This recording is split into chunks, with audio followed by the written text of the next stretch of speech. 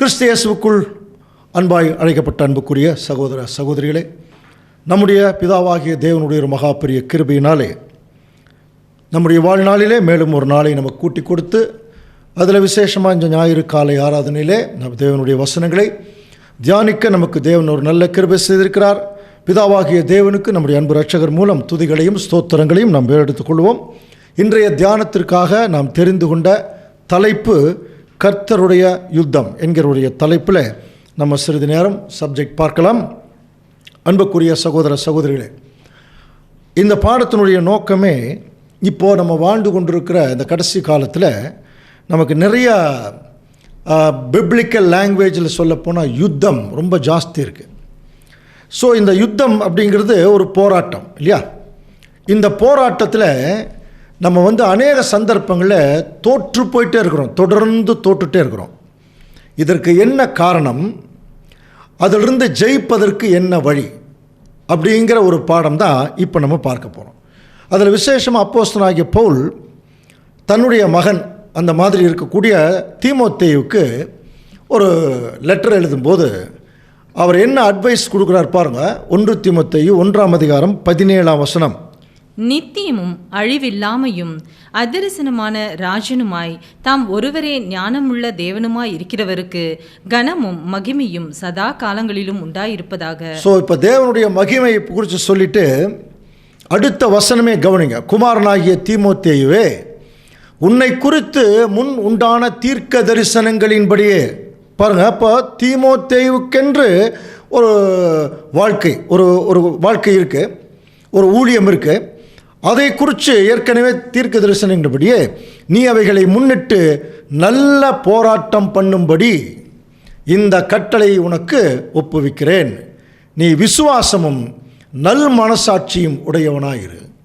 இதுதான் இந்த சப்ஜெக்டினுடைய இந்த பாடத்தினுடைய ஒரு தங்க வாக்கியம், கோல்டன் வேர்டு. அதான், நீ ஒரு நல்ல போராட்டத்துக்கு ரெடி ஆகிடு. அந்த நல்ல போராட்டத்துக்கு நீ ஜெயிக்கணும்னா உனக்கு 2 விஷயம் வேணும். ஒன்று, தேவன் மேலே உறுதியான விசுவாசம் இருக்கணும். இன்னொன்று, நல் மனசாட்சி இருக்கணும். கவனிக்கிறீங்களா? இந்த நல் மனசாட்சியை தான் அடுத்த வசனமே பாருங்கள். இந்த நல் மனசாட்சியை சிலர் தள்ளிவிட்டு விசுவாசமாகிய கப்பலை என்ன பண்ணுறாங்களா? சேதப்படுத்துகிறாங்க. புரியுதா? அப்போ இந்த நல் மனசாட்சி, இப்போ நம்ம ஞானஸ்தானம் எடுக்கும்போதே நல் மனசாட்சியின் உடன்படிக்கை தான் சொல்கிறோம். தேவனுக்கு முற்றிலும் கீழ்ப்படுகிறோம் அப்படின்னு சொல்லி தான் நம்ம அங்கே செய்கிறோம். ஆனால் அநேக சந்தர்ப்பங்களில் தேவனுக்கு பிரியமில்லாத காரியத்தை செய்யும்போது இந்த நல் மனசாட்சியை நம்ம தள்ளுறோமா? யாரை தள்ளுற மாதிரி தெரியுங்களா? தேவனை தள்ளுற மாதிரி. ஞாபகத்தில் வச்சுங்க.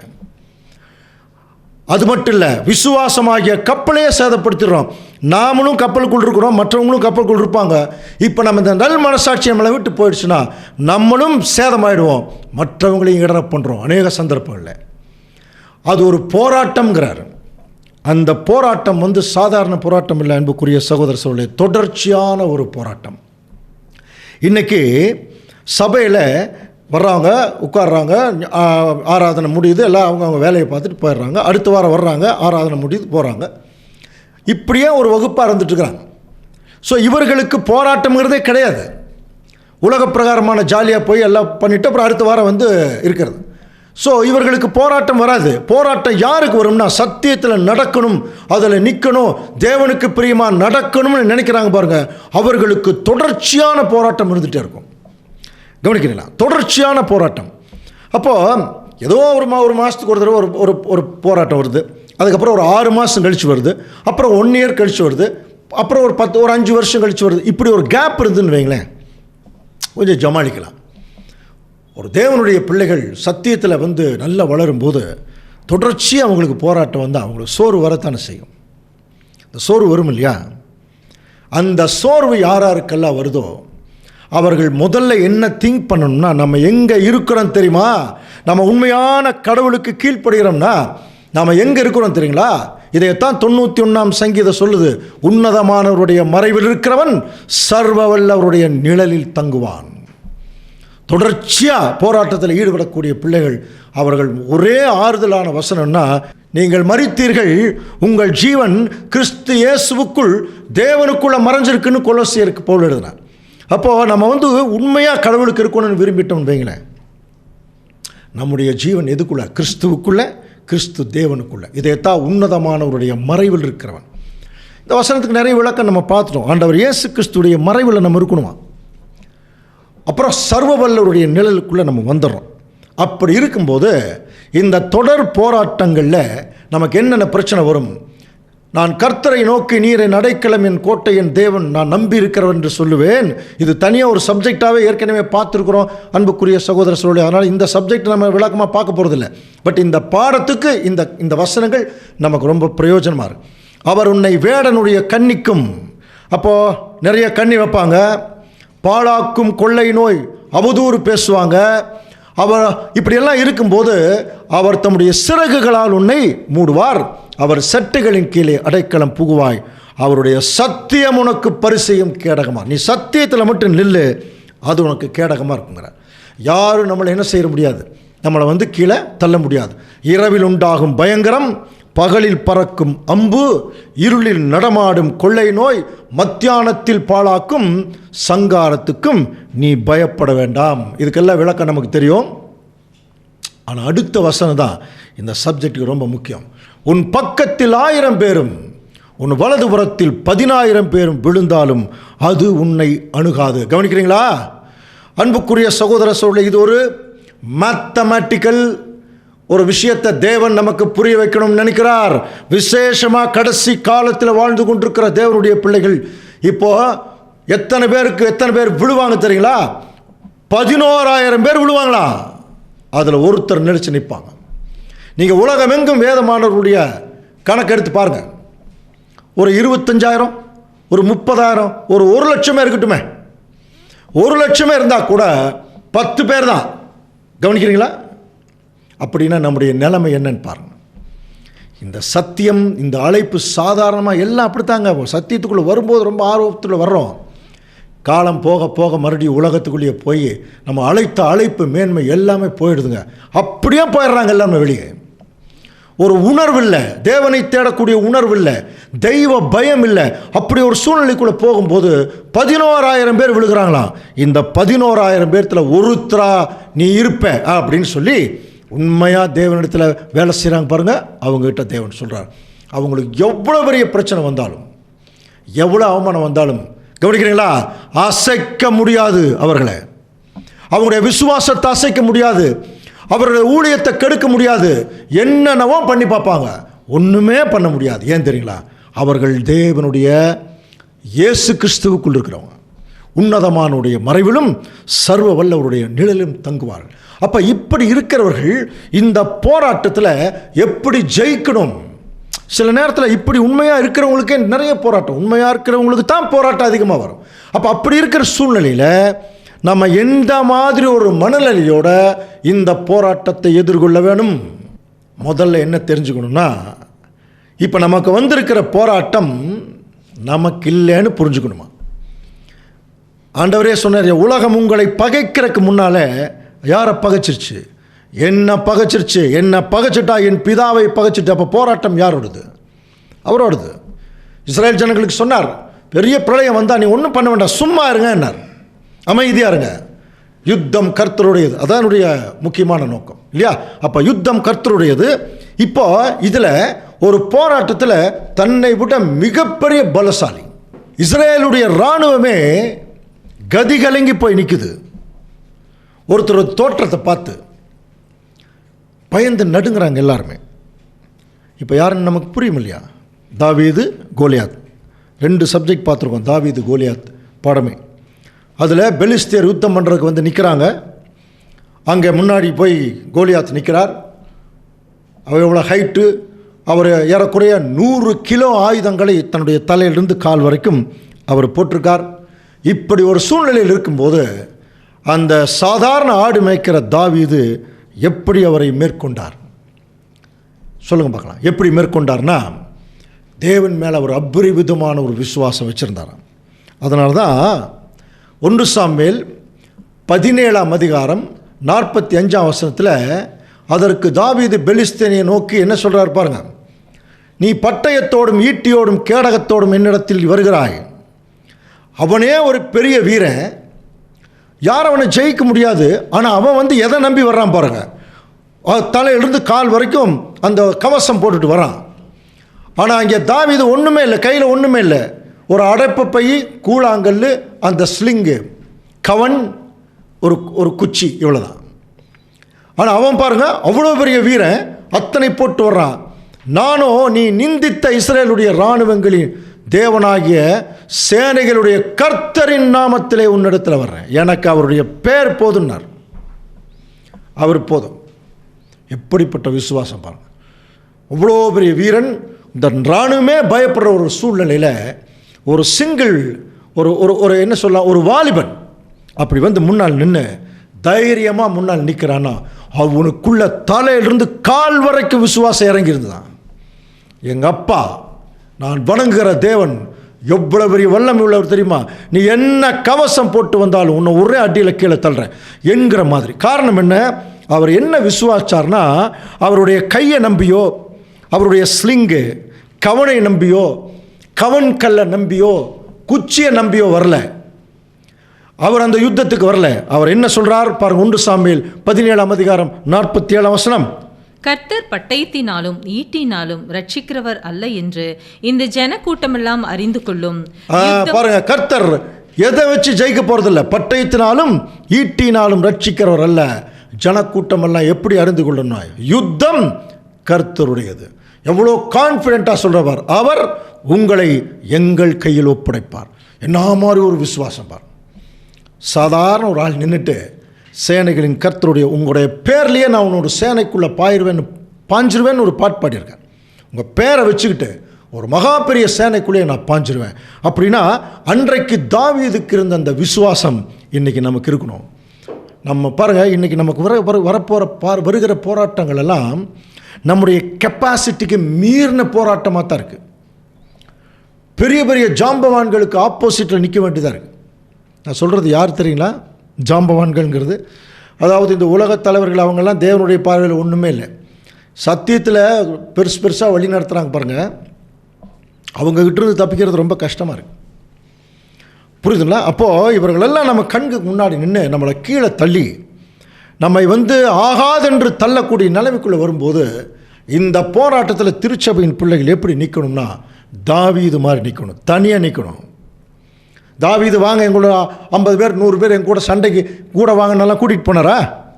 இன்றைக்கி அப்படித்தான் நிறைய பேர் ஒரு போராட்டம், ஒரு பெரிய பிரச்சனை வந்துன்னா அதை அந்த சுயநலத்தினால் அதை ஜமாளிக்க தெரியாமல் கூட்டு சேர்ந்துட்டு போகிறது, குரூப் சேர்ந்துட்டு போயிடுவாங்க. தனியாக நிற்கணும். உண்மையான தேவனுடைய பிள்ளைகள் தனியாக நிற்கணும். அவர்கள் தனியாக நிற்கிறாங்கன்னு என்ன அர்த்தம், அவர்கள் தேவனுடைய ஒரு மிகப்பெரிய விசுவாசத்தில் நிற்கிறாங்கன்னு அர்த்தம். அன்புக்குரிய சகோதர சகோதரி, அந்த விசுவாசம், அந்த நம்பிக்கை, புரியுதுங்களா, அந்த தைரியம் தாவீதுக்கு இருந்தது. இப்போ அதே மாதிரி தான் இப்போ நமக்கு இருக்க வேணும். சரிங்க, எப்படி திடீர்னு அவ்வளோ பெரிய கோலியாத் அடிக்கிறதுக்கு தாவீதுக்கு எப்படி அந்த ஒரு விசுவாசம், அந்த தைரியம் வந்தது அப்படின்னு சொல்லி பார்க்கும்போது, அன்புக்குரிய சகோதர சொல்லி, இது ஏதோ ஒரு மாய மந்திர மாதிரிலாம் கிடையாதுங்க. தாவீதுக்கு ஏற்கனவே சில அனுபவங்களை தேவன் காட்டிலேயே கொடுத்துட்டார். அதனால தான் இவர் போய் நான் சண்டைக்கு போகிறேன்னு சொல்லும் பொழுது இவர் யாருமே நம்பலை. அப்படி நம்பாத போது தன்னுடைய அனுபவத்தை சொல்கிறார். அந்த அனுபவத்தின் மூலம் தான் அவருக்கு விசுவாசம் கிடைச்சிருக்கு. அவர் என்ன சொல்கிறார், 1 சாமுவேல் 17ஆம் அதிகாரம் 34ஆம் வசனம் வாசிக்கலாம். தாவீது சவுலை பார்த்து, உம்முடைய அடியேன் என் தகப்பனுடைய ஆடுகளை மேய்த்து கொண்டிருக்கிற போது ஒரு விசை ஒரு சிங்கமும் ஒரு விசை ஒரு கரடியும் வந்து மந்தையிலிருந்து ஒரு ஆட்டை பிடித்து கொண்டது. பாருங்க, மந்தையிலிருந்த ஒரு ஆட்டை பிடித்து கொண்டது. ஒரு முறை ஒரு சிங்கமும் ஒரு விசை ஒரு கரடி. கரடியெல்லாம் தெரியுமில்ல, கரடி கீழே ஒரு மனுஷன் கீழே விழுந்துட்டான்னா மேலே ஏறி படுத்துக்கும், அப்படியே பீறிடுமா. கவனிக்க, சிங்கம் அதே மாதிரி தான், ஒரே அடி அடித்து கீழே தள்ளிடும். வாயிலேயே அந்த தலையை கடிச்சு கொதறிடும், தலையை முதல் கடிக்குமா. புரியுதுங்களா? அப்போ அப்படிப்பட்ட ஒரு ஃபெரோஷியஸ் அனிமல், இதெல்லாம் கொடூரமான மிருகங்கள். ஆனால் தாவீதுக்கு எதனால் ஒரு கட்டாயம் ஒரு ஆக்ரோஷம் வந்திருக்கணும். எப்படி சிம்சோனுக்கு ஒரு ஆவி வந்தது இல்லையா, அந்த மாதிரி தேவன் அவருக்கு ஒரு ஆவியை கொடுத்துருக்க வேணும். ஆனால் அந்த ஆவியினுடைய பேக்ரவுண்ட் என்னன்னு பாருங்கள். சிம்சோன் ஒரு கழுதையினுடைய தாடை எலும்புல 1000 பேர்த்த கொன்ன நோக்கம் வேற, தாவீது இங்கே சிங்கத்தை கொன்ன நோக்கம் வேற. கவனிக்கிறீங்களா? தாவீது சிங்கத்தையும் கரடியும் கொண்ட நோக்கம் என்ன தெரியுங்களா? தன் மந்தையிலிருந்து ஒரு ஆட்டை பிடிச்சிருச்சான். கவனிக்கிறீங்களா? அதை பிடிக்கும்போது இவர் என்ன பண்ணியிருக்கார் பாருங்க. நான் அதை தொடர்ந்து போய் பின்னாடியே ஓடியிருக்கார். அதை அடித்து அதை அதன் வாய்க்கு தப்புவித்தேன். அது என்மேல் பாய்ந்தபோது நான் அதன் தாடியை பிடித்து அதை அடித்து கொன்று போட்டேன். கவனிக்கிறீங்களா? அப்போ தேவன் கோலியாத்தை அடிக்கிறதுக்கு முன்னாடியே கோலியாத்தை விட பெரிய மிருகம் பாருங்க, அவ்வளோ பெரிய ஒரு சக்தி வாய்ந்த மிருகங்களை அடித்து என்ன பண்ணியிருக்காருன்னா இவர் அந்த ஒரு அனுபவத்தை கொடுத்துருக்காரு. அதில் முக்கியமான நோக்கம் என்னென்னா, தன்னுடைய ஆட்டுக்குட்டி அடிச்சிருச்சு பாருங்க, பிடிச்சிருச்சு. அப்போ இதனுடைய நோக்கம் அந்த சிங்கத்தை ஆட்டுக்குட்டி மாட்டிருச்சு இல்லையா, இந்த ஆட்டுக்குட்டி எப்படி அதை காப்பாற்றணும், அதுதான் அவருடைய முதல் நோக்கம். அந்த ஆட்டுக்குட்டியை காப்பாற்றணும். அதுக்கு தன்னுடைய முழு சக்தியும் பிரயோகிக்கிறதுக்கு தேவன் என்ன செய்கிறார்னா, அந்த நேரத்தில் சில நேரத்தில் சொல்லுவாங்க தெரியுமா, வந்தது பாருங்க எனக்கு ஒரு ஆக்ரோஷம், அந்த டைமில் நான் என்ன பண்ணேன்னு தெரியலைங்க, 4 பேர்த்து கீழே தள்ளிட்டேன் அப்படி சொல்லுவாங்க இல்லையா. அந்த மாதிரி அவருடைய நோக்கம் நல்ல நோக்கமாக இருந்ததுனால தேவன் அவருக்கு அந்த சக்தியை கொடுத்து என்ன பண்ணார்னா, அந்த 2 மிருகங்களிடமிருந்து பாருங்கள், அந்த சிங்கத்தையும் அந்த கரடியும் உம்முடைய அடியானாகி நான் கொன்றேன், விருத்த சேதனமில்லா இந்த பெலிஸ்தன் அவைகளில் ஒன்றை போல் இருப்பான் சொல்லிருப்பாரு. அப்போது எப்படி கன்ஃபார்ம் பண்ணுறாருன்னா, சிங்கத்தையும் அடிச்சிட்டேன், கரடி அடிச்சிட்டேன், இவன் அதை விட கம்மி தான் அப்படிங்கிற மாதிரி. அப்போ நான் ஈஸியாக அவனை என்ன பண்ணிடுவேன், நான் அவனை அடிச்சிடுவேன். அது ஜீவனுள்ள தேவனுடைய சேனை அவன் நின்றுச்சான். அப்போ இந்த பாருங்கள், அப்போ கோலியாத்தை அடிக்கிறதுக்கு ஒரு நல்ல நோக்கம் வச்சுருந்தார்.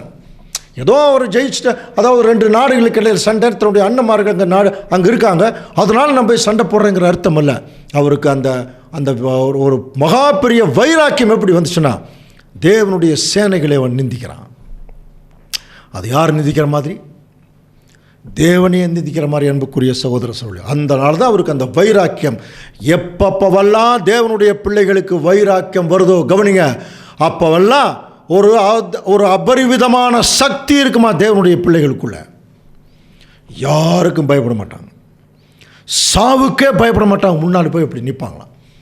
அதனால தான் அவர் என்ன செய்கிறார்னா, ஒரு சிம்பாலிக்கில் ஒரு வேலையை செஞ்சார். அது நம்ம ஏற்கனவே படிச்சிருக்கிறோம். 5 கூழாங்கல் எடுத்தார், அதில் ஒரு கல்லை எடுத்தார். கல் ரொம்ப ஸ்ட்ராங் இல்லையா, அதை அந்த கோலியாத்தினுடைய நெத்தியில் அடித்து விழத்தள்ளினார். இது நமக்கு நிழல் ஏற்கனவே பார்த்தோம். தாவீது, கோலியாத், ஆண்டவர் இயேசு கிறிஸ்து, சாத்தான் படித்தோம் இல்லையா. அவன் எப்படி 40 நாள் நின்னானோ அதே மாதிரி கோலியாத் 40 நாள் நின்னான் இல்லையா. அதே மாதிரி தான் சாத்தானும் 40 நாள் இந்த சோதனை. ஆண்டவர் ஒவ்வொரு தாக்குதலையும் வேத வசனம் என்கிற கல்லை எடுத்து அவன் ஞானம்ங்கிற நெத்தியில் அடித்தார். ஸோ அன்புக்குரிய சகோதர சகோதரி, இதெல்லாம் நமக்கு ஏற்கனவே சப்ஜெக்டில் நம்ம பார்த்துட்டோம்.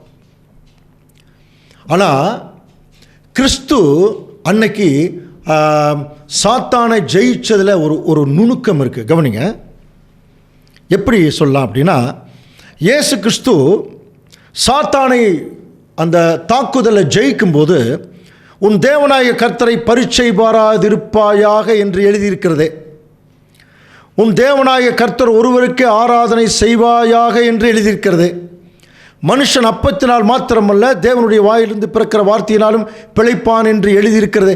இதெல்லாம் தனியாக ஒரு புஸ்தகத்தை எடுத்து காமிச்சாரா? உபாகமம் 3வது அதிகாரம் 3வது வசனம் காமிச்சாரா? இல்லை. எங்கே தெரியுங்களா இருந்த வசனம்?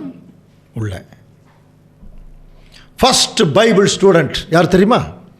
ஆண்டவர் இயேசு கிறிஸ்து தான். அவருக்கு டீச்சர் பிதாவாகிய தேவன். தீர்க்க தரிசனங்கள் தான் டெக்ஸ்ட்டு. அப்போ தேவன் தன்னுடைய தீர்க்க தரிசனங்களை ஆண்டவர் இயேசு கிறிஸ்துவுக்கு அதை சொல்லி கொடுக்கும்போது, கிறிஸ்து தனியாக புஸ்தகமாக வாசிக்கலிங்க, நாம் இப்போ தனியாக புஸ்தகத்தை வச்சு வாசிக்கிறோம். அதனால தான் இன்னும் திருந்தவே மாட்டேங்கிறோம். இந்த புஸ்தகம் என்ன ஆகணும் தெரியுங்களா? உள்ளுக்குள்ளே வரணும், உள்ளுக்குள்ளே வந்து வேலை செய்யணும். அன்னைக்கு எப்படி சாத்தானை ஆண்டவர் இயேசு கிறிஸ்து ஜெயிச்சார் இல்லையா, இப்போ நாம் கூட சாத்தானை ஜெயிக்கணும்னா 1 யோவான் 2ஆம் அதிகாரம் 14 வசனம் சொல்லுது, பிதாக்களே, ஆதி முதல் இருக்கிறவரை நீங்கள் அறிந்திருக்கிறதுனால உங்களுக்கு எழுதுகிறேன். வாலிபரே, நீங்கள் பலவான்களாக இருக்கிறதுனாலும் தேவ வசனம் உங்களை நிலைத்திருக்கிறதுனாலும் நீங்கள் பொல்லாங்கனை ஜெயித்ததினாலும் உங்களுக்கு எழுதுகிறேன். அப்போ வேத வசனம் நமக்குள்ளே இருக்கணும் அப்படின்னா, கவனிக்கிறீங்களா, வேத வசனம் நமக்கு முன்னால் இருக்கக்கூடாது, நமக்கு பின்னால் இருக்கணும். நமக்கு உள்ளே இருக்கணும். பின்னால் என்ன நல்லா புரிஞ்சுக்கணும், நம்முடைய உடலுக்குள்ளே இருக்கணும், உள்ளத்துக்குள் இருக்கணும். அதுதான் ரொம்ப முக்கியம்.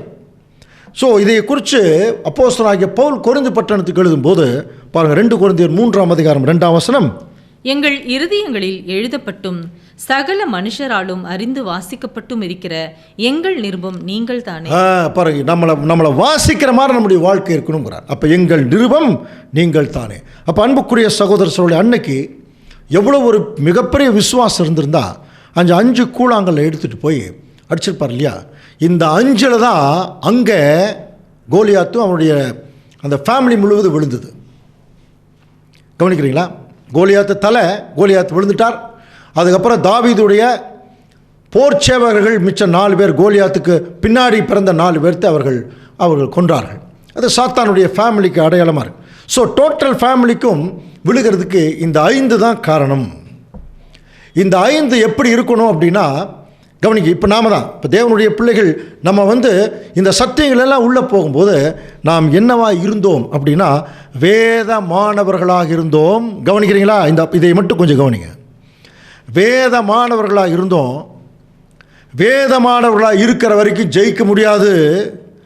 அடுத்த வார்த்தை கவனிங்க, வேதமானவர்களாக மாறணும். ஒரே ஒரு வித்தியாசம், கவனிக்கிறீங்களா? வேதமானவர்கள், அந்த 3 சுழி நா இருக்குல்ல, அது 2 சுழி நாவாக மாறுச்சுன்னா என்னாகும்? வேதம் ஆனவர்களாக மாறும். புரியுதுங்களா? அப்போ நமக்குள்ள அந்த வேதம் என்ன இருக்கணும்? அப்போ வேதமானவர்களாக இருக்கிற வரைக்கும் புக்கு முன்னாடி இருக்கும், நாம் படிச்சுட்ருப்போம். நம்ம என்னைக்கு வேதமானவர்களாக மாறுறோமோ அப்போ இந்த புக் எங்கே போயிடும்? நமக்குள்ளே போயிடும். எங்கே உள்ளே போகுதோ அது ஜெயிக்குமா? அதே மாதிரி தான் அந்த 5 கூழாங்கல்ல அடித்தார் பாருங்கள். இந்த 5 கூழாங்கல்ல நம்முடைய மூத்த சகோதரர்கள், நம்ம ஏற்கனவே ஒரு சப்ஜெக்டில் அந்த சகோதரர்கள் எழுதியிருக்காங்க. இந்த கூழாங்கல் வேத வசனங்கள், அது எப்படி கல் கடினமாக இருக்குதோ அந்த மாதிரி ஏற்றுக்கொள்கிறது கடினமாக இருக்குது. அது கையில் இருந்தது, நம்ம கையில் தான் இருக்குது. சில பேர் சொல்லுவாங்க, தெரியும், இது நம்ம கையில் தான் இருக்குது. நம்ம எடுத்து எப்படி பிரயோகிக்கிறோமோ அப்படி நம்ம ஜெயிக்கலாம். அப்போது அந்த 5 என்பது பாருங்கள், அந்த 5 வச்சு தான் அன்னைக்கு கோலியாத் என்கிற சாத்தானை தாவீது ஜெயிச்சார். இந்த 5 எதற்கு அடையாளமாக இருக்குது? தேவனுடைய பார்வையில் அந்த 5 ரொம்ப முக்கியமாக. என்ன தெரியுமா? அந்த 5 புத்தியுள்ள கன்னிகைகள். புரியுதுங்களா? 5 தாளந்துகள் படிச்சிருக்கிறோம். அடைக்கலான்குருவியை பற்றி படிச்சிருக்கிறோம். நம்முடைய சப்ஜெக்டில் பிரமிட் சப்ஜெக்ட் கூட பார்த்துருக்கோம் இல்லையா? பிரமிடில் கூட எத்தனை corner? 4 corner, chief corner, head stone படிக்கிறோம் இல்லையா? 5 கார்னர் இருக்குது. அது திருச்சபையினுடைய அடையாளம். திருச்சபையினுடைய அடையாளம்ங்கிறதுனால தான் அது 5 கார்னர் இருக்குது. அது ஹெட் ஆண்டவர் இயேசு கிறிஸ்து. ஸோ அந்த 5 புத்தியுள்ள கன்னிகள். கவனிக்கிறீங்களா? அப்போது இந்த 5 புத்தியுள்ள கன்னிகள் மணவாட்டி வகுப்பார். இவர்கள் தங்களுக்கு வருகிற போராட்டத்தில் விசுவாசம், வேத வசனம் என்கிறதுல நல்ல வளர்ச்சி ஆகும். சரி, இப்போ அடுத்த கேள்வி, இந்த வளர்ச்சி நாளைக்கே வந்துருமா? அந்த விசுவாசம் அதனுடைய வளர்ச்சி நாளைக்கே வந்துருமா அப்படின்னா நாளைக்கே இல்லை, வராது. விசுவாசம் கேள்வியினாலே வரும், கேள்வி தேவ வசனத்தினாலே வரும். அப்போ எந்த அளவுக்கு அதிகமாக நம்ம வசனம் பார்த்துட்டே இருக்கிறோமோ, அப்போது நாளாக அதிக வசனங்கள் கேட்க கேட்க கேட்க நமக்கு அந்த விசுவாசம் அதிகமாக வளரும். இதுக்கு ஆண்டவர் இயேசு கிறிஸ்து ஒரு சின்ன ஒரு உதாரணம் நமக்கு செஞ்சு காமிச்சிருக்கார். மார்க் 8ஆம் அதிகாரம் 22ஆம் வசனத்தில் அவர் பெத்சாயிதா ஊருக்கு வரார். அப்பொழுது ஒரு குருடனை அவர் இடத்துல கொண்டு அவனை தொடும்படி அவர் இடத்துல வேண்டிக், நீ தொட்டு மட்டும் பாருங்கள். உடனே அவர் குருடனுடைய கையை பிடித்து அவனை கிராமத்துக்கு வெளியே அழைத்து கொண்டு போய் அவன் கண்களில் உமிழ்ந்து இப்போ அவன் மேலே கையை வைக்கிறார். கை வச்சு, எதையாவது நீ பார்க்குறியா அப்படின்னு கேட்குறார். இது தனியாக ஒரு சப்ஜெக்டாகவே பார்க்கலாம். காரி உமிழ்ந்து அவன் அந்த கண்ணு மேலே கை வச்சு, எதையாவது நீ பார்க்குறியா அப்படின்னு சொல்லும்போது அவன் என்ன சொல்கிறான்? அவன் ஏறிட்டு பார்த்து நடக்கிற மனுஷரை மரங்களைப் போல பார்க்குறேன் அப்படின்னு என்ன கொஞ்சம் மங்களாக தான் தெரியுது. அப்புறம் மறுபடியும் அவர் என்ன செய்கிறார்? அவர் கண்களின் மேல் கை வைத்து அவனை ஏறிட்டு பார்க்கும்படி செய்தார். அப்பொழுது அவன் சொஸ்தமடைந்து தெளிவாக கண்டான். அதுக்கப்புறம் ஆண்டவர் என்ன சொல்கிறார்னா, நீ இது யாருக்கும் சொல்லாமல் நீ கிராமத்துக்குள்ளே போயிடு அப்படிங்கிறார். அப்போ இது என்ன அர்த்தம் அப்படின்னு சொல்லி கவனிக்கும்போது, இப்போ அவனுடைய கண் அவர் தொட்டன்னு உடனே தெரியல. கொஞ்சம் மஞ்சளாக அப்படின்னா இது ஒரு ப்ராசஸ். நம்முடைய விசுவாசமான வாழ்க்கை, நம்முடைய பழைய சிருஷ்டியிலிருந்து புது சிருஷ்டிக்கு மாறக்கூடிய வாழ்க்கை, இது எல்லாமே ஒரே நாளில் நடக்கிற விஷயம் அல்ல. இது ஒரு ப்ராசஸ். கிராஜுவலாக தான் நம்முடைய விசுவாசம் என்னாகுமா, வளரும். ஆனால் என்ன பிரச்சனைனா, இனிமேல் ஒரு 50 வருஷத்துக்கு நம்ம வாழ்ந்து கிராஜுவலாக வளர்கிற அளவுக்கு இன்றைக்கி நாட்கள் இல்லை. எவ்வளோ சீக்கிரம் இந்த உலகத்துக்கு ஒரு முடிவு வருமோ அந்த முடிவை தேவன், அவனை தீர்க்க தரிசனமெல்லாம் பார்த்துருக்குறோம், அந்த முடிவுகளை தேவன் வச்சுருக்கார். அப்போது இந்த கல் எப்படி ஒரு கடினமாக இருக்குதோ அந்த மாதிரி திருச்சபையின் பிள்ளைகள் கூட கொஞ்சம் வைராக்கியமாக இருப்பாங்க. அதனால தான் திருச்சபையினுடைய அஸ்திவாரம் ஒருத்தர் இருந்தார். அவருக்கு பேரே கல்லுன்னு வச்சார் ஆண்டவர் இயேசு கிறிஸ்து. நமக்கு தெரியும் இல்லையா? யார்? மத்தேயு 16:18. மேலும் நான் உனக்கு சொல்லுகிறேன், நீ பேதுருவாய் இருக்கிறாய், இந்த கல்லின் மேல் என் சபையை கட்டுவேன், பாதாளத்தின் வாசல்கள் அதை மேற்கொள்வதில்லை. இந்த வசனம் நமக்கு ஏற்கனவே தெரியும். நீ பேதுருவாய் இருக்கிறாய், இந்த கல்லின் மேல் என் சபையை கட்டுவேன். நம்ம ஏற்கனவே சபையினுடைய சப்ஜெக்டில் படிச்சிருக்கிறோம். அவர் பேதுரு மேலே கட்டல, வசனத்தின் மேலே கட்டியிருக்கார் சபையை. ஆனால் அந்த சபைக்கு ஒரு அஸ்திவாரமாக பேதுருவை என்ன பண்ணார்? அவர் வச்சார். கவனிக்கிறீங்களா? கேபா, நல்லா படிக்கணும் இல்லையா? ஸோ அதனால கல்லுன்னு ஒரு அர்த்தம். அப்போ நமக்கு நல்லா புரிஞ்சுக்கலாம். அப்படிப்பட்ட வைராக்கியம் உள்ளவர்களை தான் தேவன் அவருடைய போராட்டத்துக்கு அவர் கூப்பிட்றார், அன்புக்குரிய சகோதர சகோதரர்களே. ஆனால் ஒன்று, இந்த போராட்டத்தில் நம்ம என்ன புரிந்து கொள்ள வேணும், நமக்கு நேரெடுக்கிற மனுஷனுக்கு என்ன போராட்டம் வருமோ அதுதான் தேவன் நமக்கு கொடுப்பார். அதுக்கு மேலெல்லாம் நம்ம கொடுக்குறதுக்கு வாய்ப்பு இல்லை. இப்போ தாவீது மாதிரி நம்ம எங்கேயாவது காட்டில் விட்டு ஒரு சிங்கம் வந்தால் நம்ம என்ன பண்ண முடியும்? ஒன்றுமே பண்ண முடியாது. ஆனால் அன்னைக்கு தாவீதுக்கு அந்த ஒரு சக்தியை தேவன் ஏன் கொடுத்தார்? அந்த சூழ்நிலை நமக்கு ஒரு பாடம், புரியுதுங்களா? அப்புறம் அவருடைய மந்தையை காப்பாற்றணும். எத்தனை நோக்கங்கள் இருக்குது, அந்த நோக்கங்கள் எல்லாம் நிறைவேறுவதற்கு தேவன் அங்கே அவருக்கு ஒரு சக்தியை கொடுக்குறார். அதே மாதிரி தான் இங்கேயும். இன்றைக்கி நமக்கு மாம்ச பலத்தை விட நமக்கு எது ரொம்ப அதிகமாக தேவைப்படுது? ஆவிக்குரிய பலம். அப்போ ஆவிக்குரிய வசனங்கள் நம்மளை பலப்படுத்துது. பாருங்கள், 1 கொரிந்தியர் 10:13 நம்ம வாசிக்கிறோம், மனுஷருக்கு நேரிட சோதனை இல்லாமல் வேறு சோதனை உங்களுக்கு நேரிடவில்லை, தேவன் உண்மையுள்ளவராக இருக்கிறார், உங்கள் திராணிக்கு மேலாக நீங்கள் சோதிக்கப்படுவதற்கு இடம் கொடாமல் சோதனையை தாங்கத்தக்கதாக சோதனையோடைய கூட அவர் தப்பித்து கொள்ளும் போக்கையும் உண்டு பண்ணுவார் அப்படிங்கிற ஒரு விஷயத்தை நம்ம பார்க்கலாம். அன்புக்குரிய சகோதர சகோதரி, அப்போது தேவன் நமக்கு ஒரு சோதனை கொடுத்தாலும் அந்த சோதனையிலிருந்து தப்பித்து கொள்ளக்கூடிய ஒரு போக்கையும் அவர் உண்டு பண்ணுறார். அது மட்டும் இல்லை, அதுலேயே ரோமர் 14:22 வாசிக்கலாம். உனக்கு விசுவாசம் இருந்தால் அது தேவனுக்கு முன்பாக உன்மட்டும் இருக்கட்டும், நல்லதென்று நிச்சயித்த காரியத்தில் தன்னை குற்றவாளி ஆகாதவன் பாக்கியவான். பாருங்க, நல்லதென்று நிச்சயித்த காரியத்தில் தன்னை குற்றவாளி ஆக்காத. அப்போ நமக்கே எது நல்லது எது கெட்டதுன்னு நமக்கு தெரியும் இல்லையா? அப்போ நாமளே நம்மளை என்ன பண்ணிடக்கூடாது? குற்றவாளியாக ஆக்கிடக்கூடாது. அப்போ அதுக்கு நமக்கு என்ன முக்கியமாக தேவைன்னா, தேவன் பேரில் வைக்கக்கூடிய ஒரு விசுவாசம். இதை நம்ம எப்படி கண்டுபிடிக்கலான்னா, நிறைய பெரிய பெரிய பிரச்சனைகள் எல்லாம் நமக்குள்ளே வரும் பொழுது தேவனுடைய அனுமதி இல்லாமல் இது நமக்கு வராது. அது ஒன்று. அப்போ அதுக்கு ஒரு தேவன் அனுமதிக்கிறாருன்னா அந்த அனுமதிப்பில் நமக்கு ஏதோ ஒரு நல்லது தான் நடக்கும். அதை நம்ம புரிஞ்சுக்கணும். பிலாத்து முன்னாடி ஆண்டவர் இயேசு கிறிஸ்துவை கொண்டு போய் நிறுத்தும் போது பிலாத்துக்கு திடீர்னு அவர் சொல்கிறார் பாருங்க, இவர் பேசுகிறார், ஆண்டவர் இயேசு கிறிஸ்து பதில் கொடுக்கல. அப்போ பிலாத்துக்கு கொஞ்சம் கோபம் வருது. நீ என்னோட பேச மாட்டியா அப்படின்னு கேட்குறார். பாருங்க, நீ என்னோட பேசுகிறது இல்லையா? உன்னை சிலுவையில் அறை எனக்கு அதிகாரம் உண்டென்றும் உன்னை விடுதலை பண்ண எனக்கு அதிகாரம் உண்டென்றும் உனக்கு தெரியாதா? கவனிக்கிறீங்களா? அப்போது இவர் கொஞ்சம் டென்ஷன் ஆகி தான் பேசுகிறார். பேசவே இல்லை பிலாத்து கேட்டதுக்கு. இப்போ பிலாத்து கொஞ்சம் டென்ஷன் ஆகி, நான் கேட்குறதுக்கு நீ பதில் சொல்ல மாட்டியா அப்படின்னு சொல்லி கேட்குறார். அப்போ ஆண்டவர் சொல்கிறார் பாருங்க, உன்னை விடுதலை பண்ணுறதுக்கு எனக்கு அதிகாரம் இருக்குது, உன்னை ஜெயிலில் போடுறதுக்கு எனக்கு அதிகாரம் இருக்குன்னு சொல்லும்போது இயேசு பிரதியுத்தரமாக, பரத்திலிருந்து உமக்கு கொடுக்கப்படாதிருந்தால் என் மேல் உமக்கு அதிகாரம் இராது. புரியுதுங்களா? தேவன் அனுமதி கொடுக்கலைன்னா நீ என் மேலே கையே வைக்க முடியாது. இது எவ்வளோ பெரிய ஆசீர்வாதம் தெரியுங்களா தேவனுடைய பிள்ளைகள். இன்னைக்கு வரைக்கும் இந்த சத்தியத்தில் எவ்வளவோ போராட்டத்தின் மத்தியில் நிலைச்சு நிற்கிற தேவனுடைய பிள்ளைகளுக்கு இதுதான் ஆசீர்வாதம். ஒருத்தரும் கை வைக்க முடியாது. அவமானங்கள், பிரச்சனை என்ன வந்தாலும் சரி, அவர்கள் தேவனுடைய அனுமதி இல்லாமல், அப்போது தேவன் அனுமதி கொடுத்துட்டார். ஒரு டைமுக்கு அப்புறம் எல்லாரும் அவர் மேலே கை வைத்தார்கள். அவரை கீழே தள்ளினான். அன்புக்குரிய சகோதர சொல்லி, அப்போது கடைசி வரைக்கும் அந்த விசுவாசத்தை தேவன் மேலே அவர் வைச்சிருந்த விசுவாசத்தை ஆண்டவர் இயேசு கிறிஸ்து விடலை. அதனால தான் அவருடைய எலும்புகள் முறிக்கப்படவில்லை. அப்போது இந்த காரியங்களெல்லாம் கவனிக்கும்போது நம்ம எவ்வளோ போராட்டத்தில் இருந்தாலும் தேவனுடைய ஒரு அனுமதி இல்லாமல் இது நடக்காது. ஒரு சோதனையே வந்தாலும் இது தேவன் அனுமதிச்சு என்கிற ஒரு விஷயத்தை நம்ம புரிஞ்சுக்கிட்டு நம்ம என்ன செய்யணும், எல்லாவற்றையும் தேவனிடத்தில் ஒப்படைக்கணும். ஸோ இப்படிப்பட்ட ஒரு பிரச்சனைகள் வரும்போது நாம் எந்த விதத்தில் தவறுகிறோம் என்பதை ஒரு ராஜா நமக்கு எடுத்து காட்டுறார். நமக்கு இஸ்ரேலில் ஆசான்னு ஒரு ராஜா, நம்ம இவரை குறிச்செல்லாம் அதிகமாக நம்ம பார்த்துருக்க மாட்டோம்.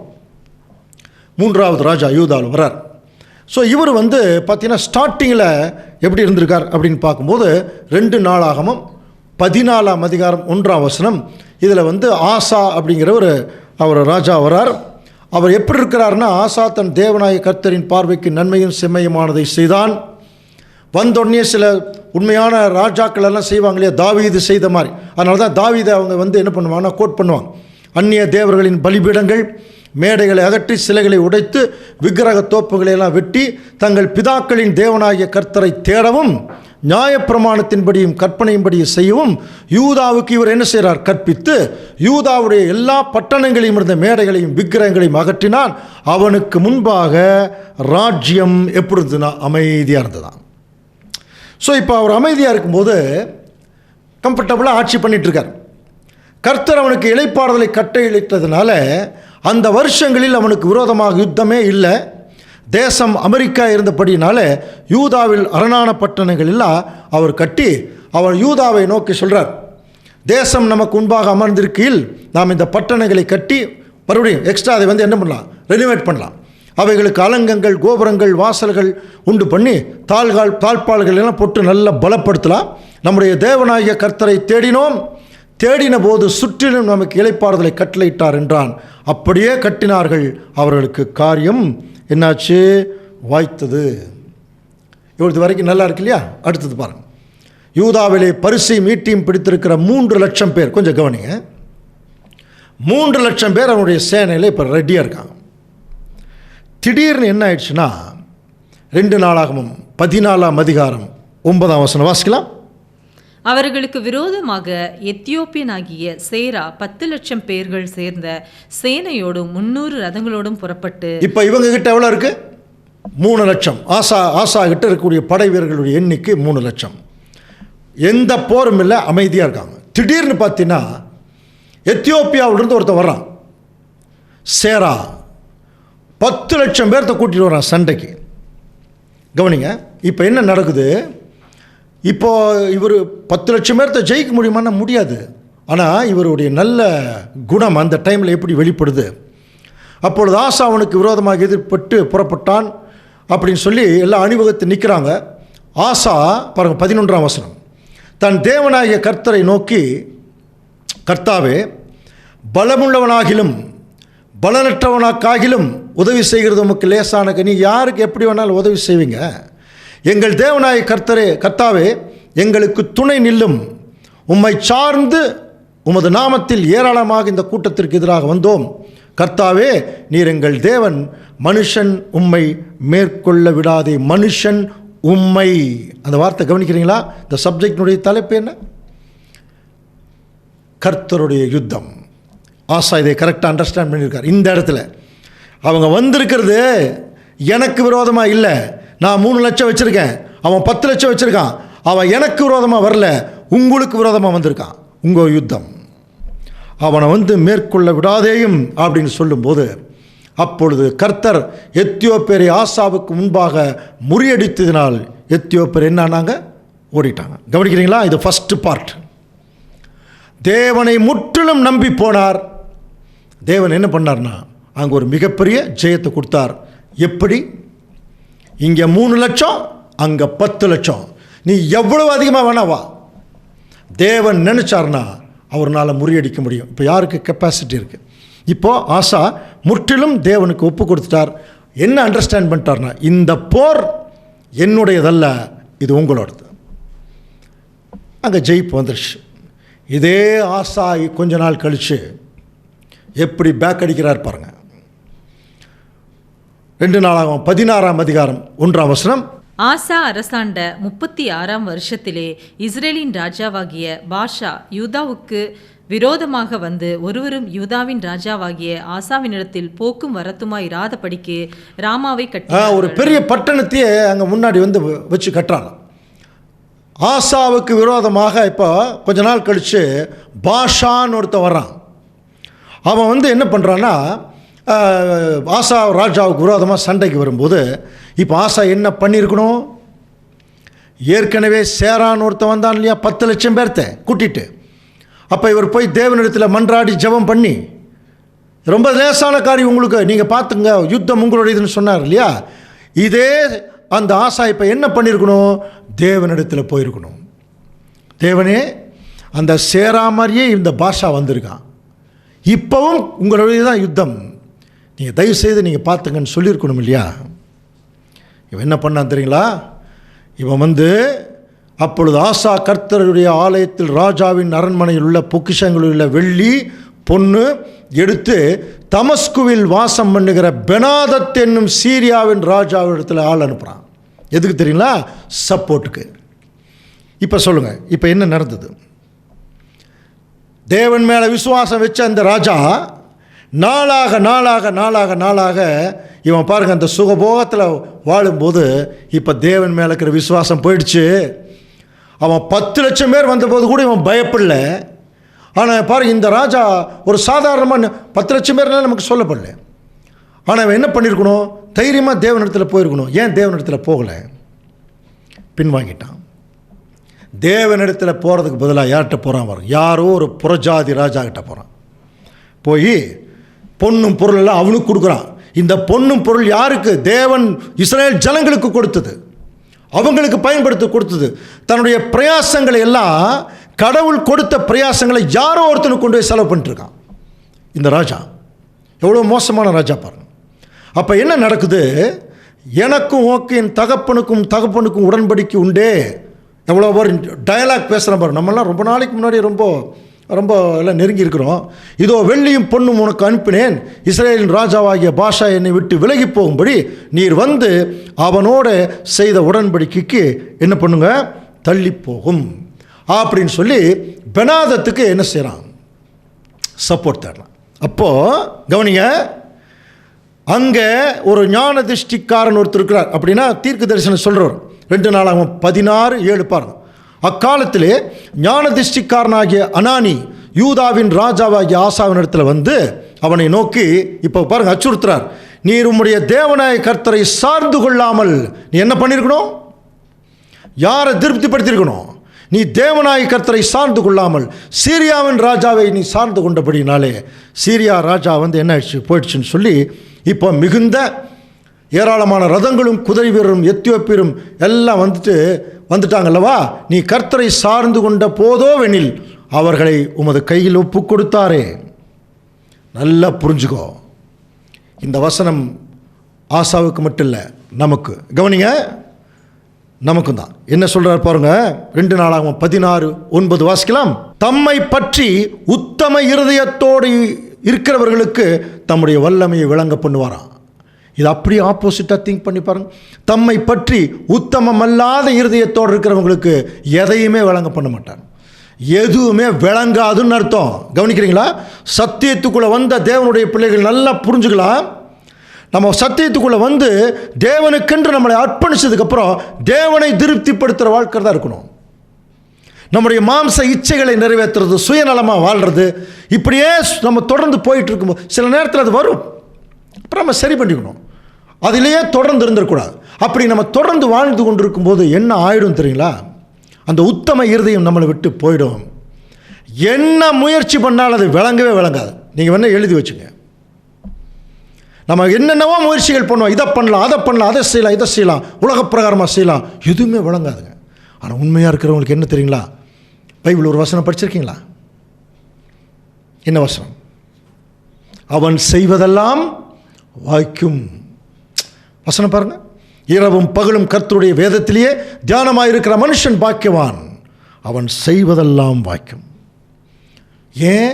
அவன் தம்மை பற்றி உத்தம இருதயத்தோடு இருக்கான், அவன் செய்வதெல்லாம் வாய்க்கும். இப்போ அவர் சொல்கிறார் பாருங்க, ஆசாவுக்கு சொல்கிறார், தம்மை பற்றி உத்தம இருதயத்தோடு இருக்கிறவர்களுக்கு தம்முடைய வல்லமையை காண்பிக்கும்படி கர்த்தருடைய கண்கள் பூமி எங்கும் என்னாயிட்டு இருக்கான், உலாவிக் கொண்டிருக்கிறது. இந்த விஷயத்தில் உனக்கு அறிவு இல்லாமல் போச்சுங்கிறார். புரியுதுங்களா? தேவன் உன்னை பார்த்துட்டு இருக்கிறாருன்னு உனக்கு தெரியல. நீ அவ்வளோ சாதாரணமாக தேவனை மதிக்காம நீ இன்னொருத்தக்கிட்ட போயிட்டு இல்லை. ஞான திருஷ்டிக்காரன் சொல்கிறார் பாரு, இந்த விஷயத்தில் மதி இல்லாதவராக இருக்கிறீர், ஆகையால் இது முதற்கொண்டு உனக்கு பிரச்சனை தான்னார். புரியுதா? இது முதற்கொண்டு உமக்கு யுத்தங்கள் நேரிடும். அப்போ என்ன பண்ணணும்?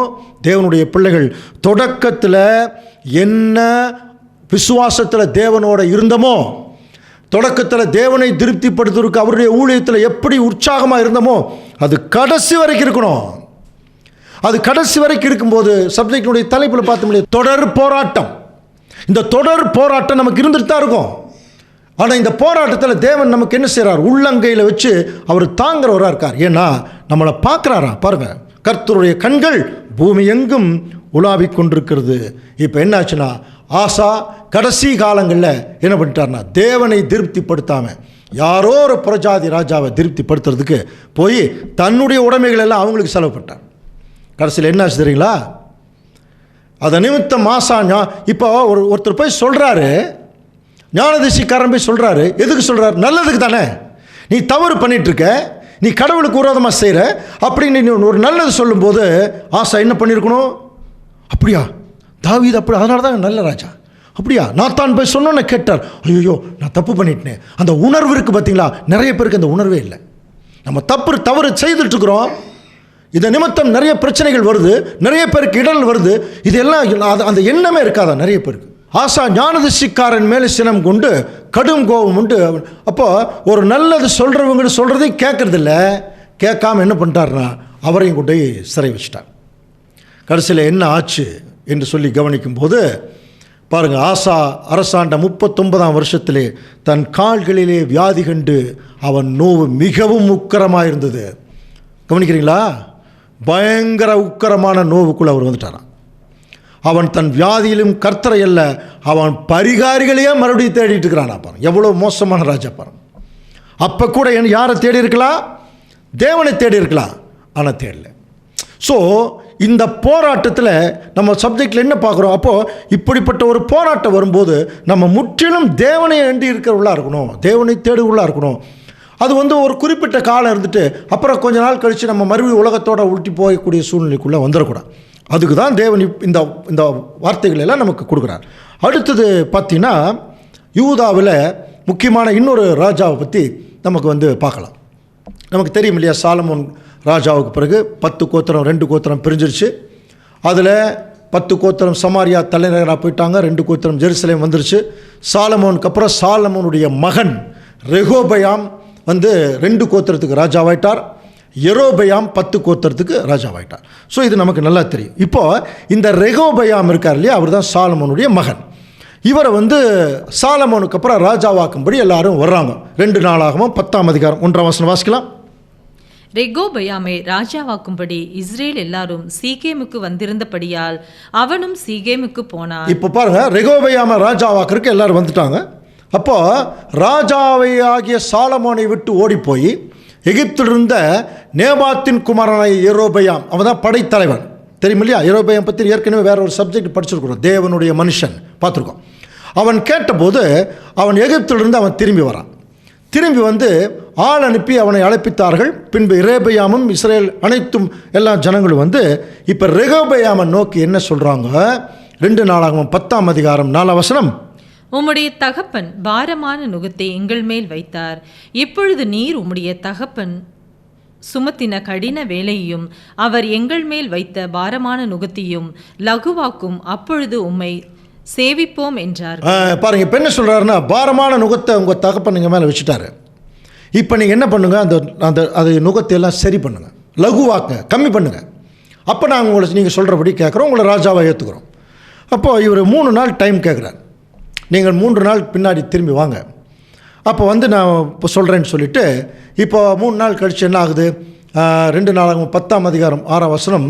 அப்பொழுது ராஜாவாகிய ரெகோபெயாம் தன் தகப்பனாகிய சாலமோன் உயிரோடு இருக்கையில் அவன் சமூகத்தில் நின்ற, கொஞ்சம் கவனிங்க, அவன் சமூகத்தில் நின்ற முதியோரோடைய ஆலோசனை பண்ணி இந்த ஜனங்களுக்கு மறு உத்தரவு கொடுக்க நீங்கள் என்ன ஆலோசனை சொல்லுகிறீர்கள்னு கேட்குறார். அப்போ அப்பா கிட்ட இருப்பாங்களே முதியோர்கள், அவரே ஒரு ஞானி, அப்போ அவர் கூட எப்படி இருந்திருப்பாங்க? அப்போ அந்த முதியோர்கள் எல்டர்ஸ் அவங்கள கூப்பிட்டு என்ன நீங்கள் இதுக்கு சொல்கிறீங்க அப்படின்னு கேட்கும்போது அவர்கள் நல்ல ஒரு யோசனை சொல்கிறாங்க. நீர் இந்த ஜனங்களுக்கு தயவையும் பட்சத்தையும் காண்பித்து அவர்களுக்கு நல் வார்த்தைகளை சொல்வீர்களானால் என்றைக்கும் அவங்க உங்களுக்கு ஊழியக்காரராக இருப்பாங்க. ஒரு நல்ல ஐடியா சொல்லிட்டான். இவன் பேசாமல் என்ன பண்ணியிருக்கணும்? மூத்தவங்க சொல்கிறது கேட்கணுமா இல்லையா? இவன் என்ன பண்ணுறான் பாருங்கள். முதியோர் சொன்ன ஆலோசனையை அவன் தள்ளிவிட்டு, அதுக்கு பேசாமல் கேட்காம இருந்திருக்கலாம், தள்ளிவிட்டு தன்னோட வளர்ந்தவர்களும் தன் சமூகத்தில் நிற்கிறவனுமாகிய வாலிபரோட ஆலோசனை பண்ணுறான். இப்போ யூத்ஸ் அவங்கக்கிட்ட போய் கேட்குறான். அவங்களுக்கு எதாவது அனுபவம் இருக்குமா? அனுபவமே இருக்காது. அவங்கக்கிட்ட போய் ஆலோசனை கேட்கும்போது அவர்களை நோக்கி உம்முடைய தகப்பன் எங்கள் மேல் வைத்த நுகத்தை லவ்வாக்கும் என்று என்னிடத்தில் சொன்ன இந்த ஜனங்களுக்கு நான் என்ன சொல்லணும் அப்படின்னு சொல்லும்போது அவங்க சொல்கிறாங்க பாருங்க. அவரோட வளர்ந்த வாலிபரவனை நோக்கி உம்முடைய தகப்பன் எங்கள் நுகத்தை பாரமாக்கினார், நீர் அதை லகுவாக்கும் என்று உம்மிடத்தில் சொன்ன ஜனத்திற்கு நீர் சொல்ல வேண்டியது என்ன அப்படின்னா, கவனிங்க, என் சுண்டு விரல் தகப்பனுடைய இருப்பை பார்க்கிலும் பருமனாயிருக்கும். அந்த ஒரு உதாரணம் பார்த்தீங்களா? எவ்வளோ கடுமையான உதாரணம். எங்கள் அப்பாவுடைய இடுப்பை விட என் சுண்டு விரல் ரொம்ப ஸ்ட்ராங் தெரியுமான்னு கேட்குறேன். எவ்வளோ மோசமான புத்தி பாருங்கள். நான் இப்போ என்ன செய்ய போகிறேன், உங்கள் மேலே சவுக்கிலேயே அடிப்பேன், பயங்கரமாக தண்டிப்பேன் அப்படின்னு சொல்லி மறு உத்தரவு சொன்னாராம். யார் பேச்சை கேட்டுட்டு? மூத்தோர் சொல்கிறத கேட்கல, மூத்தவங்க சொல்கிறத கேட்கல. பாருங்க, கூட இருக்கிற தன்னோட வளர்ந்த அவங்களுக்கெல்லாம் என்ன அனுபவம் இருக்கும்? அவங்கக்கிட்ட கேட்டோன்னே அந்த ஒரு மைண்ட் இருக்கும் இல்லையா, அந்த வாலிபத்துக்குரிய ஒரு என்ன இருக்குன்னு சொல்லலாம். வாலிபத்துக்குரிய வயசுலேயே நிறைய பேருக்கு என்ன ஒரு தைரியம் இருக்கும், பயமில்லாத தன்மை இருக்கும், யார் என்ன வேணாலும் பண்ணிக்கலாம் அப்படிங்கிற மாதிரி ஒரு சிந்தை இருக்கும். இன்னும் சொல்லப்போனால் திமிரு ரொம்ப ஜாஸ்தியாக இருக்கும். அந்த ஐடியாவில் எப்படி ஐடியா கொடுக்குறாங்க பாருங்கள். எங்களுடைய தகப்பனுடைய இடுப்புடைய சுண்டு விரல் ஸ்ட்ராங்குன்னு சொல்கிற அளவுக்கு எவ்வளோ மோசமான ஒரு ஐடியா கொடுக்குறாங்க. இப்போ என்ன பண்ணிட்டார்னா, இந்த மூத்தவங்க சொல்கிறத கேட்காம இளையவங்க சொல்கிறத கேட்டார். உடனே அந்த ஜனங்க என்ன பண்ணாங்க தெரியுங்களா? ராஜா தங்களுக்கு செவி கூடாததை இஸ்ரேல் எல்லாரும் கண்டபோது என்ன சொல்லிட்டாங்கன்னா, தாவீதையே ரிஜெக்ட் பண்ணிட்டு போயிட்டாங்களாம். பாருங்கள், இஸ்ரேல் எல்லாரும் கண்டபோது ஜனங்கள் ராஜாவுக்கு மறு உத்தரவாக தாவீதோட எங்களுக்கு பங்கேது.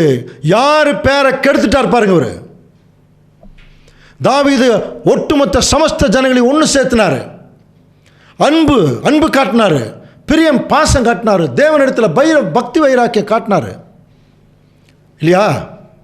இப்போ தாவீது பேரையே கெடுத்துப்பட்டான் பாருங்கள். இப்போ நீ வேண்டான்னு சொல்கிறது பரவாயில்ல, ஜனங்கள் மறு உத்தரவாக தாவீதோடு எங்களுக்கு பங்கேது, ஈசாயின் குமாரனிடத்தில் எங்களுக்கு சுதந்திரம் இல்லை பாருங்கள், அதனால் நாங்கள் எங்கள் கூடாரத்துக்கு போயிடுறோன்னு சொல்லிட்டு போயிட்டாங்க. இதனால் என்னாச்சு? ரெகோபயாம் கிட்ட இருந்த ஜனங்கள் எல்லாம் யெரொபெயாம் கிட்ட போய் அவனை ராஜாவாக்கிட்டான். மெஜாரிட்டி அவனுக்குள்ளே வந்துருச்சு இல்லையா? இதுக்கு என்ன காரணம்? இது ஒரு கிரைசிஸ், ஒரு பிரச்சனை, ஒரு போராட்டம். எப்படி தேவனுடைய பிள்ளைகள் எப்படி ஆக்ட் பண்ணணும் கவனிங்க. தேவனுடைய பிள்ளைகள் முதல்ல என்ன கவனிக்கணும் தெரியுங்களா? மூத்தவங்க சொல்கிறத கேட்கணும். எல்டர்ஸ் கவனிக்கிறீங்களா? மூத்தவங்க சொல்கிறத நிறைய பேர் இந்த தப்பு தான் பண்ணிட்டு இருக்கிறாங்க. அன்புக்குரிய சகோதர சூழலே, நல்ல வயதில் அனுபவத்தில் சத்தியத்தில் உயர்ந்தவர்கள் தேவன் எப்படி மகிமைப்படுத்தி வச்சிருக்காரோ அவர்கள் சொல்கிறபடி கேட்கணும். நீதிமொழிகளின் புஸ்தகம் சொல்லுது. யோபு புஸ்தகத்தில் பாருங்கள், யோபு 12ஆம் அதிகாரம் 12ஆம் வசனம், முதியோர் இடத்தில் ஞானமும் வயது சென்றவர்களிடத்தில் புத்தியும் பாருங்க. முதியோர் இடத்தில் ஞானமும் வயது சென்றவர்களிடத்தில் என்ன இருக்கும்? புத்தியும் இருக்கும். தமிழில் அருமையான ஒரு ஸ்லோகம் சொல்லுவாங்க, கேட்டுப்பட்டிருக்கீங்களா? மூத்தோர் சொல்லும் முதுநெல்லிக்காயும் முன்னே கசக்கும் பின்னே இனிக்கும். அருமையான வார்த்தை. எங்களுடைய தாய் எங்களுக்கு சொல்லி கொடுத்தது. நாங்கள்லாம் சொல்கிறத கேளுங்க, தாய் தகப்பன் சொல்கிறத கேளுங்க. இன்னைக்கு நாங்கள் சொல்கிறது உங்களுக்கு கசக்கும், பின்னாடி உங்களுக்கு இனிக்கும். புரியுதுங்களா? இன்றைக்கி நிறைய பெற்றோர்கள் சொல்கிறது பிள்ளைகள் கேட்கறது இல்லைங்க. புரியுதுங்களா? அவரோ கசக்குது. சில ஒழுங்குகள் சொல்லிக் கொடுக்கும்போது கசக்குது. ஆனால் தேவனுடைய பிள்ளைகள் எப்படி இருப்பாங்கன்னா உடனே அப்படியா உடனே ஏற்றுக்கொள்கிறோம் சொல்லுவோம். அதனால தான் மூத்தோருடைய ஞானம், வயது சென்ற இடத்துல புத்தி இருக்கும். ஆலோசனை இல்லாத இடத்தில் ஜனங்கள் விழுந்து போயிடுவாங்க. ஆலோசனை கேட்கணுங்க. இன்றைக்கி நிறைய சபைகளுக்கு சகோதர சகோதரி சொல்கிறது அதுதான். சபை மக்கள் மத்தியில் ஏதாவது ஒரு பிரச்சனை இருக்குதா, உங்களுக்கு மன கஷ்டமா, ஏதாவது ஒரு பிரச்சனையில் முடிவெடுக்க முடியல, தயவு செய்து ஒரு ஃபோன் பண்ணுங்க, ஃபோன் பண்ணி கேளுங்க. எத்தனை முறை சொல்கிற, சில பேர் கேட்குறதே இல்லை. அவர்களாக இஷ்டத்துக்கு ஒரு முடிவு பண்ணிடுவாங்க, அப்புறம் ஒரு பிரச்சனையில் மாட்டிக்குவாங்க, அதுக்கப்புறம் வருவாங்க, பிரதர் இப்படி ஆகிப்போச்சு. அதனால தான் நம்ம முதலே சொல்கிறோம். அன்புக்குரிய சகோதர சூழலே, இதற்கு தாங்க மூத்தவங்களுக்கு நிறைய அனுபவங்களை தேவன் கொடுக்குறார், நிறைய சத்தியங்களை கொடுக்குறார். கவனிக்கிறீங்களா? அப்போ மூத்தவர்களை எப்படி மதிக்கணும் தெரியுமா? இளையவர்கள் அவர் மதிக்கல. அந்த ராஜா தன்னோடு இருக்கிறவங்கள பாருங்கள், அந்த யூத்ஸுக்கு அவங்களுக்கு என்ன தெரியும்? அவங்களுக்கு எந்த அனுபவம் இல்லை. அவங்களுடைய மைண்டை கொண்டு வந்து ரெகோபயாம்கிட்ட திணிச்சிட்டாங்க. பாருங்க, ஒரு குரூர மைண்டை கொண்டு வந்து திணிக்கும் போது வார்த்தைகள் எப்படி வருது பார்த்தீங்களா? இப்படி தாங்க தேவனுடைய பிள்ளைகள் இருந்துடக்கூடாது. ஆலோசனை இல்லாத இடத்தில் ஜனங்கள் விழுந்து போவார்கள். அநேக ஆலோசனைக்காரர் உண்டானால் சுகம் உண்டாகும். அடுத்த வசனம் பாருங்க, நீதிமொழிகள் 20:18 வாசிக்கலாம். ஆலோசனையினால் எண்ணங்கள் திறப்படும். அப்போ ஒரு நல்ல ஆலோசனை நமக்குள்ள வரும்போது ஒரு குழப்பமான எண்ணம் வந்தால் கூட நமக்கு ஒரு முடிவு எடுக்கிற முடியும் இல்லையா? அதனால தான் மூத்தவங்ககிட்ட இந்த ஆலோசனை கேட்கணுங்கிறது. எண்ணங்கள் ஸ்திரப்படும். நல் யோசனை செய்து யுத்தம் பண்ணு. ஏன்னா இப்போ நம்ம எதுக்கு இருக்கிறோம்? யுத்த களத்தில் இருக்கிறோம். அப்போ நம்ம யுத்த களத்தில் இருக்கும்போது சில முடிவுகளை எடுக்கணும். அப்படின்னா ஒருவேளை நமக்கு அது தெரியல, நமக்கு கெப்பாசிட்டி இல்லை, சில நேரத்தில் நம்முடைய சுயநலம் நம்மளை சரியாக முடிவெடுக்க விடாது. கவனிக்கிறீங்களா? விடவே விடாது. அப்போ உடனே அடுத்த ஆப்ஷன் என்ன? தேவன்கிட்ட போகணும். தேவன்கிட்ட போகிற பக்குவம் எல்லாம் நிறைய பேருக்கு கிடையாது. தேவன்கிட்ட போகிற பக்குவம் என்ன தெரியுமா? ஒரு பக்குவமுள்ள சகோதரர் எப்படி இருப்பாருன்னா, ஒரு பிரச்சனை வருதா உடனே அமைதியாக பைபிள் எடுத்து படிக்க ஆரம்பிச்சிருவான். ஏதாவது ஒரு வசனத்தில் தேவன் கட்டாயமாக ஒரு கைடன்ஸ் வச்சுருப்பார். அந்த ப்ராக்டிஸ் இன்றைக்கி நிறைய பேர் இல்லை. சரி பரவாயில்ல, என்ன பண்ணுங்க, அட்லீஸ்ட் மூத்தவங்க, அதில் பழகினவங்க, வேத வசனத்தோட பழகினவங்க, தேவனுடைய ஜட்ஜ்மெண்ட்டோட பழகினவங்க, தேவனோட பழகினவங்க, அவங்க தாங்க மூத்தவங்க. ஆலோசனை கேட்கணும். என்ன பண்ணலாம், ஏது பண்ணலாம். சிறந்த ஆலோசனைகள் எல்லாம் கேட்டு நல்லான சகோதரர்கள் உண்டு. ஆலோசனை கேட்காமல் போய் கஷ்டப்படுகிற சகோதரர்களும் உண்டு. ஆனால் என்ன சொல்கிறார்? ஆலோசனையாளர் எண்ணங்கள் ஸ்திரப்படும். நீதிமொழி 24:6 வாசிக்கலாம். நல் யோசனையை செய்து யுத்தம் பண்ணு, ஆலோசனைக்காரர் அநேகரால் ஜெயம் கிடைக்கும். நல் யோசனை செய்து யுத்தம் பண்ணு, ஆலோசனைக்காரர் அநேகர் இருந்தாங்கன்னா என்ன கிடைக்குமா? ஜெயம் கிடைக்கும். அன்னைக்கு முதியவர்கள் வந்து சொன்னாங்க, அருமையான யோசனை சொன்னாங்க. நீ நல்லபடியாக இருப்பா, நீ நல்லபடியாக வச்சு காப்பாற்றுவாங்க ஜனங்கன்னு சொன்னாங்க. ஆனால் அந்த ரெகோபெயாம் கேட்கவே இல்லை. பாருங்கள், புரியுதா அன்புக்குரிய சகோதரர்? அப்போ இந்த ஆட்டிடியூட் இருக்குல்ல, அது தேவன் மேலிருந்து பார்க்குறார். நம்ம எந்த இடத்துல எந்த முடிவு எடுக்கிறோம், யார்கிட்ட போகிறோம், என்ன ஆலோசனை கேட்குறோம். இதைத்தான் எரேமியா தீர்க்கதரிசி எழுதும்போது முதல் நீங்கள் ஆரிஜின் என்னன்னு பாருங்கிறேன். இதை நம்ம வந்து பேசிக் சப்ஜெக்ட்லேயே பார்த்துருக்கோம். எரேமியா 6:16 வழிகளிலே நின்று பூர்வ பாதைகள் எவை என்று கேட்டு விசாரித்து நல்ல வழி எதுவோ அதில் என்ன பண்ணுங்க, நடவுங்கள். அப்பொழுது உங்கள் ஆத்துமாக்களுக்கு இளைப்பாறுதல் கிடைக்கும்னு சொன்னால் அவங்க என்ன சொல்கிறாங்களா? அவர்களும் நாங்கள் அதில் நடக்க மாட்டோங்கிறாங்க. காரணம் என்ன? அவர்களுடைய சுயநலம், அவிசுவாசம் அவர்களை நடக்க விடாமல் பண்ணிடுச்சு. இப்போ நமக்குள்ளே இது வெளியே போகும்போது நாம் என்ன சொல்லுவோம்? இல்லை ஆண்டவரே, நாங்கள் என்ன செய்கிறோம், நீங்கள் சொல்கிறபடி கேட்டு நடக்கிறோம். இப்போ கடைசி காலத்தில் வாழ்ந்து கொண்டிருக்கிற அன்புக்குரிய சகோதர சகோதரர்களே, இதுவரைக்கும் ஏற்பட்ட சபை மக்களுக்கு ஏற்பட்ட துன்பங்கள், பிரச்சனைகளை விட கவனிங்க. அதாவது முதல் சபை, 2ஆம் சபை, 3ஆம் சபை, 6 சபைகளுடைய காலம் இருக்கு இல்லையா? இந்த காலங்கள் எல்லாம் அதிகமாக தேவனுடைய திருச்சபைகளுக்கு கவனிங்க, துன்பங்களும் போராட்டங்களும் தான் ஜாஸ்தி இருந்திருக்கு. கவனிக்கிறீங்களா? துன்பங்களும் போராட்டம். கடைசி கால தேவனுடைய பிள்ளைகளுக்கு துன்பம் நிறைய வராதான், இதுதான் அதிகமாக இருக்குது. போராட்டம் தான் நிறைய இருக்குது. ஏன்னா நம்ம இப்போ கம்ஃபர்டபுள் வேர்ல்டில் இருக்கோம், சில வசதி வாய்ப்புகளை அனுபவிச்சுட்ருக்குறோம். பவுல் மாற அப்படியே கால்நடையாக நம்ம போலையே, இயேசு கிறிஸ்து மாற கால்நடையாக நம்ம போலையே இல்லையா? அப்போ நம்ம வந்து சில கம்ஃபர்டபுள் வாழ்க்கைக்குள்ளே வந்துட்டோம். நிறைய எக்யூப்மெண்ட்ஸ் நமக்கு இருக்குது, நிறைய ஆலோசனைகள் இருக்குது, நிறைய டிஸ்ட்ராக்ஷன்ஸ் சொல்கிற முடியாது, நம்முடைய மனசை வந்து அப்படியே வெளியே கொண்டு போகிறதுக்கு நிறைய காரியங்கள் எல்லாம் இருக்குது. இத்தனைக்கு மத்தியில் நம்முடைய போராட்ட ஜீவம் இருக்கு இல்லையா, இதுக்கு நமக்கு ரொம்ப ரொம்ப முக்கியம் என்ன என்பதை தான் இந்த சப்ஜெக்டினுடைய முடிவில் இப்போ நம்ம பார்க்குறோம். ஸோ அதுக்கு நம்ம ஏற்கனவே பார்த்த ஒரு பாடம் தான் நமக்கு ஒரு சின்ன ஒரு கருத்து சொல்லுது. காற்றே அமர்ந்துரு அப்படின்னு ஒரு பாடம் பார்த்தோம், ஞாபகம் இருக்கலாம். அதில் ஆண்டவர் வந்து அந்த அற்புதங்களை எல்லாம் செய்துட்டு ஒரு சாயங்காலத்தில் அக்கறைக்கு போகலாம் வாங்கன்னு சொல்லி ஒரு ஜனங்களை எல்லாம் அனுப்பிவிட்டு தன்னுடைய சீசர்களை ஒரு படவில் ஏற்றுறார். மார்க் 4:35 அதில் இருக்குது இல்லையா. 37 வசனம் வாசிக்கலாம். அப்பொழுது பலத்த சுழல் காற்று உண்டாகி படவு நிரம்பத்தக்கதாக அலைகள் அதன் மேல் மோதிற்று. கொஞ்சம் கவனிக்கிறீங்களா? இப்போ என்ன காற்று வருதா? அந்த இதுக்குள்ளே சுழல் காற்று வருதான். சுழல் காற்றுனா தெரியும் இல்லையா, 4 பக்கம் இருந்து வந்து சுற்றி அடிக்கிற காற்று. அந்த படகையே சுற்றிடும், விசிறி எடுத்துரும், விசிறி அடிச்சிருமா. அப்படிப்பட்ட ஒரு பலம் உள்ள ஒரு காற்று. அலைகள் வந்து அதன் மேலே மோதுது. அப்போது கப்பலுடைய பின் இணையத்தில் பங்கரில் ஆண்டவர் வந்து தூங்கிட்டு இருக்கார். கவனிச்சு பாருங்க, கொஞ்சம் தூங்கிட்டு இருக்கார், தலையணையை வைத்து நித்திரையாக இருக்கார். அவர்கள் அவரை போய் எழுப்பி, போதகரே, நாங்கள் மடிந்து போகிறது உமக்கு கவலை இல்லையா? என்னங்க நாங்கள் செத்துட்டு இருக்கிறோம், உங்களுக்கு கவலை இல்லையான்னு கேட்குறாங்க. இப்போ இயேசு கிறிஸ்து என்ன பண்ணிட்டு இருக்கார்? தூங்கிட்டு இருக்கார். இப்போது ஒருவேளை கிறிஸ்து ஒரு மிகப்பெரிய ஆளுமை உள்ளவர், வல்லமை உள்ளவர் இவங்க நம்பி இருந்தால், அந்த சந்தர்ப்பத்தில் நிறைய அற்புதங்களை ஏற்கனவே பார்த்துருக்காங்க. ஆனால் அந்த சந்தர்ப்பத்தில் அவங்க நம்பியிருந்தால் அவங்க என்ன சொல்லியிருப்பாங்க? ஆண்டவரே, இப்படி கடல் அலை இருக்குது, கொஞ்சம் பார்த்துங்கன்னு சொல்லியிருப்பாங்க. இங்கே என்ன சொல்கிறாங்க? உமக்கு கவலை இல்லையான்னு கேட்குறாங்க. உடனே ஆண்டவர் எந்திரிச்சு என்ன பண்ணார்? எழுந்து காற்றை அதட்டி ரிபியூக்குன்னு இருக்கும், கடலை பார்த்து இறையாதே அமைதியாரு. இந்த ஒரு காட்சியை கொஞ்சம் மனக்கண்களை கொண்டு வந்து பாருங்கள். பயங்கரமாக காற்று அடிக்குது, திடீர்னு அமைதியார் அப்படின்னு சொல்லும்போது அப்படியே அமைதியாச்சு எப்படி இருக்கும்? ஒரு நாய் வந்து உட்காருனா அதையவே நம்ம பார்க்குறோம், எவ்வளோ பெரிய ப்ராக்டிஸ்னு. ஒரு நாய் வருது, அந்த ஓனர் வந்து உட்கார் அப்படின்னா உட்காருது, எந்திரிக்குது, ஒரு பொருளை எடுத்துகிட்டு வருது. பெரிய பெரிய சர்க்கஸில் எல்லாம் யானைகள் சின்ன மனுஷன் சொல்கிறத கேட்டு அப்படியே குட்டிக்காரன் அடிக்குது. சிங்கம் போய் அந்த இது மேலே உட்காரு. கவனிக்கிறீங்களா?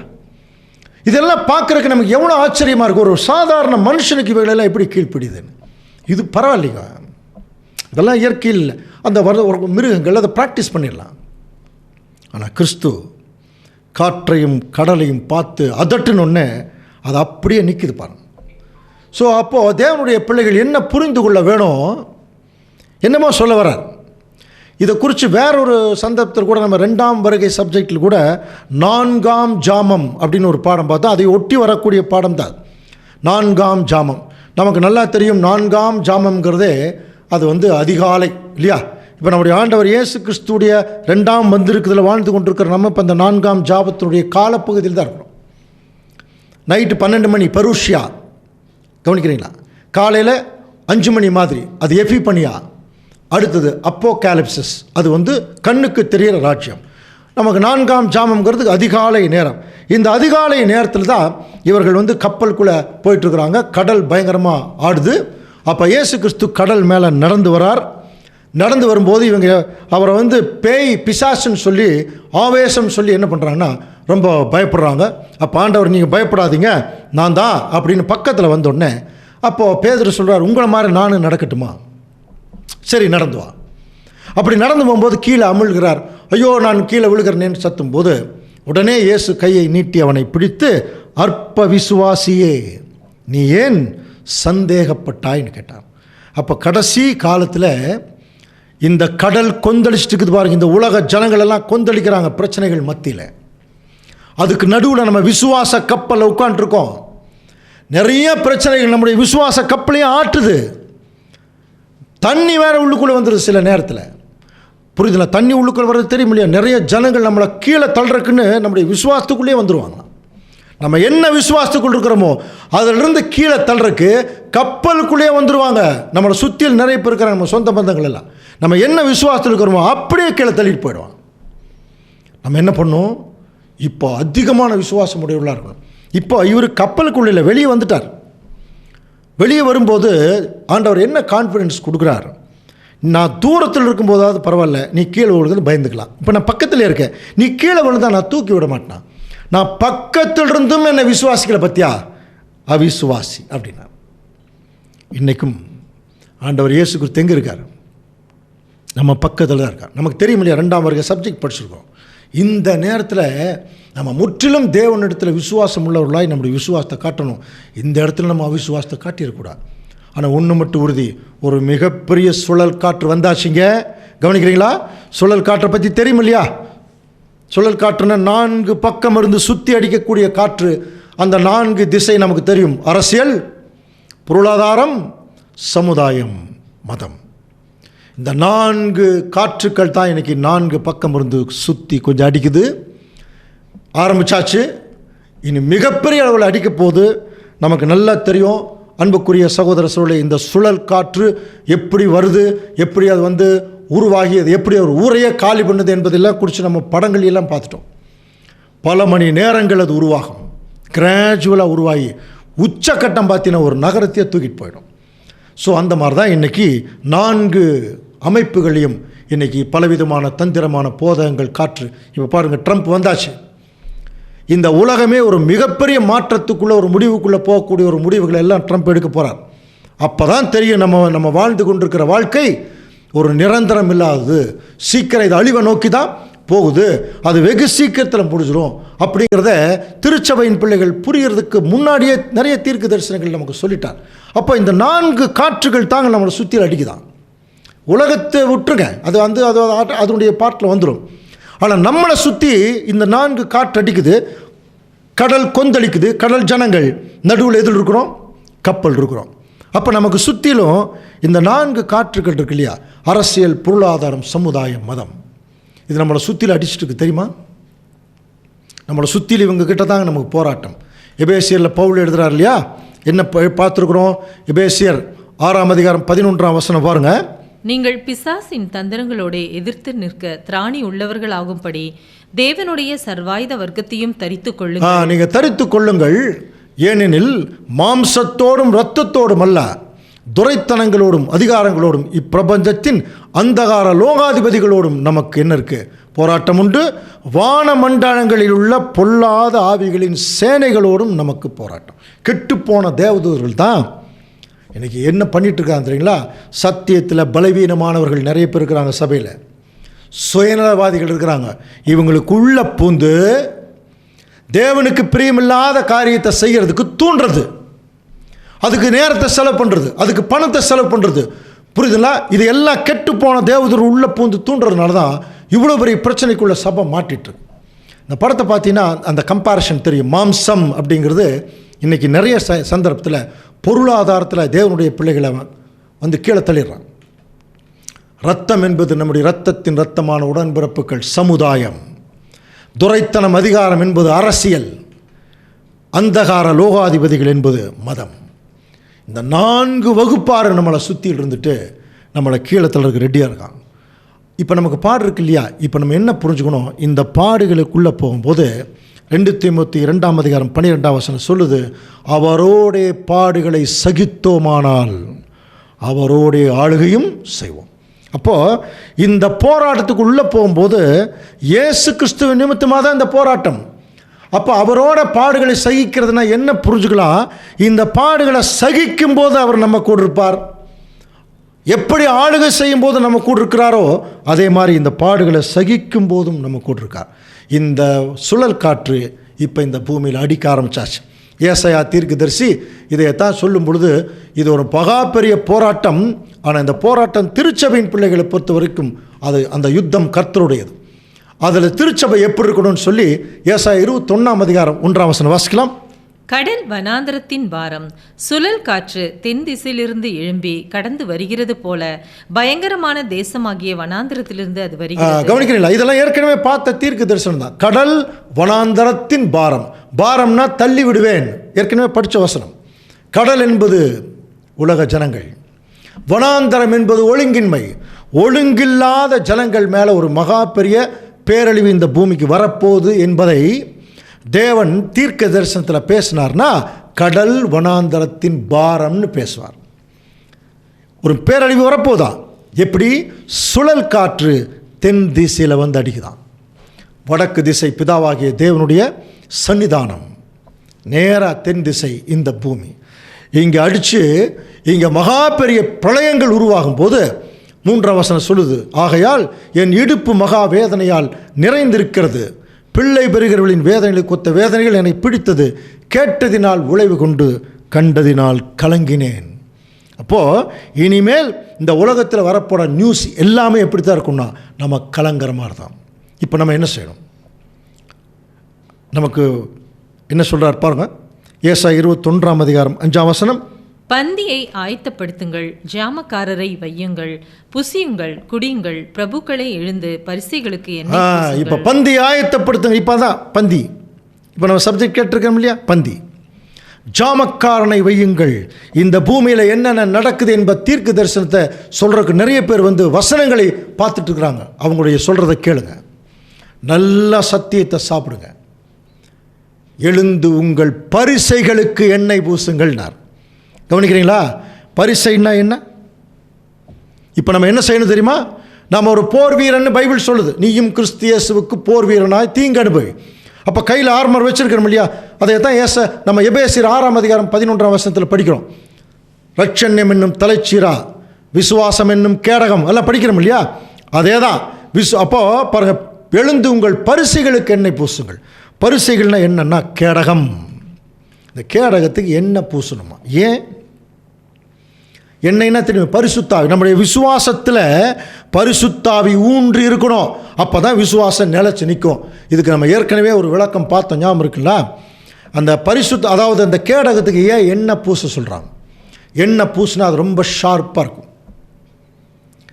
நார்மலாக கத்தி வச்சுருப்பாங்க, கேடகம் வச்சுருப்பாங்க. போர் யாராவது சண்டைக்கு வந்தாங்கன்னா கேடகத்தில் தடுப்பாங்க, கத்தியில் வெட்டுவாங்க. இது முன்னால். பின்னாடி யாராவது வந்து தாக்குனா, புரியுதுங்களா? அப்போ பின்னாடி யாராவது வந்து தாக்குனா அந்த பின்னாடி வர்றவங்க வர்றாங்களான்னு தெரியணும் இல்லையா? அதுக்கு தான் அந்த கேடகத்தில் எண்ணெய் பூசி சொல்கிறது. எண்ணெய் பூசிட்டா பின்னாடி வர்றவங்க நல்லா தெரியும், இப்படி தடுக்கலாம். சாத்தான் எப்பொழுதுமே தேவனுடைய பிள்ளைகளுக்கு பின்னாடி தாங்க பிரச்சனை பண்ணுவான், முன்னாடி பண்ண மாட்டான். முன்னாடி தைரியமாக நிற்போம். நம்மளை அவதூறு பண்ணுறது, நம்மளை கீழே தள்ளுறது எல்லாமே பின்னாடி இருந்தால் வேலை செய்வான். அப்போ இதிலிருந்து நம்ம தப்பிக்கணும்னா ஒன்றுமே பண்ண வேண்டாம், விசுவாசம் என்னும் கேடகம். தேவன் நம்மளை பார்த்துட்ருக்காருங்க. யுத்தம் கர்த்தருடையது, அதுதான் விசுவாசம். நம்ம பண்ணிகிட்டு இருக்கிற போராட்டம் தேவனுடையது, அவர் பார்த்துக்குவார். என்னால் இது முடியாது.